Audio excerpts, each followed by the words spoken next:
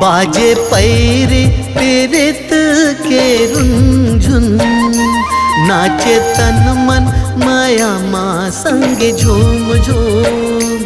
बाजे पैरे प्रेरित के रुंझुन, नाचे तन मन माया माँ संग झूम झूम।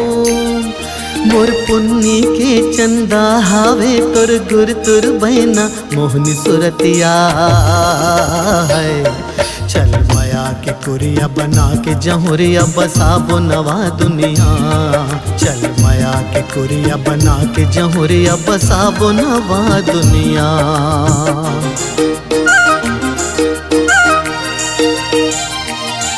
मन भवरा के मीठ लागे गुनगुन, फूल फूल मोहे बगिया के रुंझुन। मन भवरा के मीठ लागे गुनगुन, फूल फूल मोहे बगिया के रुंझुन। हाय मारे नजरिया के बान रे मोर बेधा के छतिया, हाय रंग रसिया। चल माया के कुरिया बना के सजना बसाबो नवा दुनिया। चल माया के कुरिया बना के सजना बसाबो नवा दुनिया। ला ला ला ला ला ला ला ला ला ला ला ला ला ला हो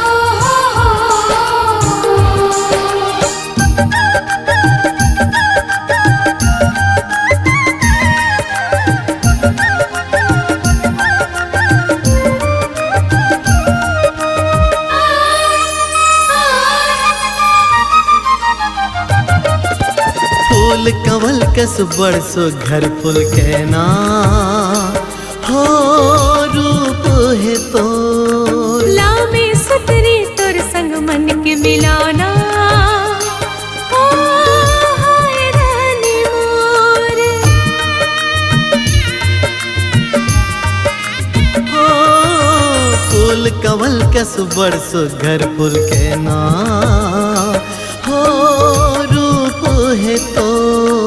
लामे सुतरी तोर संग मन के मिलाना, ओ हाय रानी मोर। पीरित की डोरी माँ मैं हाँ बंधा गयो मन की मितवा। चल माया के कुरिया बना के सजना बसाबो नवा दुनिया। चल माया के कुरिया बना के जहुरिया बसाबो नवा दुनिया।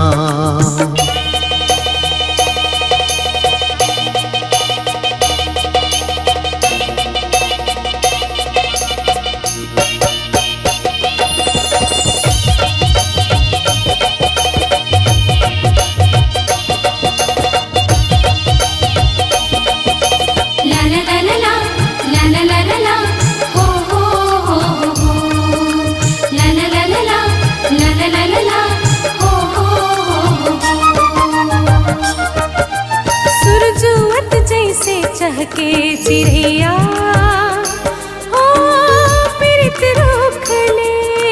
तैसे चहकत झुमरत रब मन भरहा हो सुख दुख में।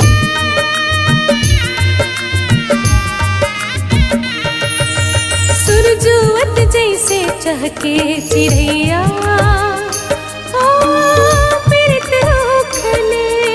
तैसे चहकत झुमरत रब मन भरहा हो सुख दुख में। पाग आँख पुनवा से जैसे रही उजियार घड़ फिरतिया है। चल माया के कुरिया बना के जहुरिया बसाबो नवा दुनिया। चल माया के कुरिया बना के सजना बसाबो नवा दुनिया।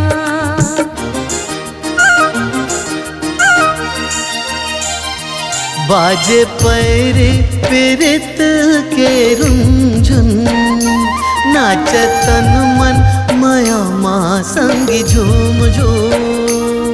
मन भवरा के मीठ लागे गुनगुन, फूल फूल मोहे बगिया के रुंझुन। हाय मारे नजरिया के बान रे मोर बेधा के छतिया, हाय रंग रसिया। चल माया के कुरिया बना के सजना बसाबो नवा दुनिया।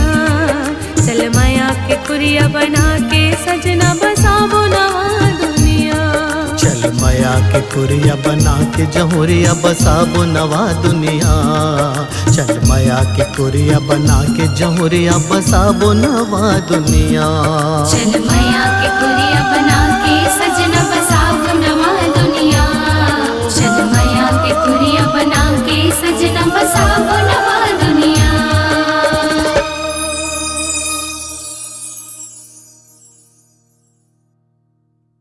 छत्तीसगढ़ी लोक सांस्कृतिक संस्था सोनहा बादर, ग्राम चिटौद, जिला बालोद के मनमोहक गीत संगीत के साथ आप भी हो जाइए सराबोर। देखिए सुनिएगा जरूर। छत्तीसगढ़ी लोक सांस्कृतिक संस्था सोनहा बादर, ग्राम चिटौद, जिला बालोद के मनमोहक गीत संगीत के साथ आप भी हो जाइए सराबोर। मन भौरा गीत संगीत जितेंद्र साहू, स्वर छत्तीसगढ़ के सोनू निगम, मनमोहक कंठ के धनी शेख अमीन व स्वर कोकिला रिंकी देवांगन।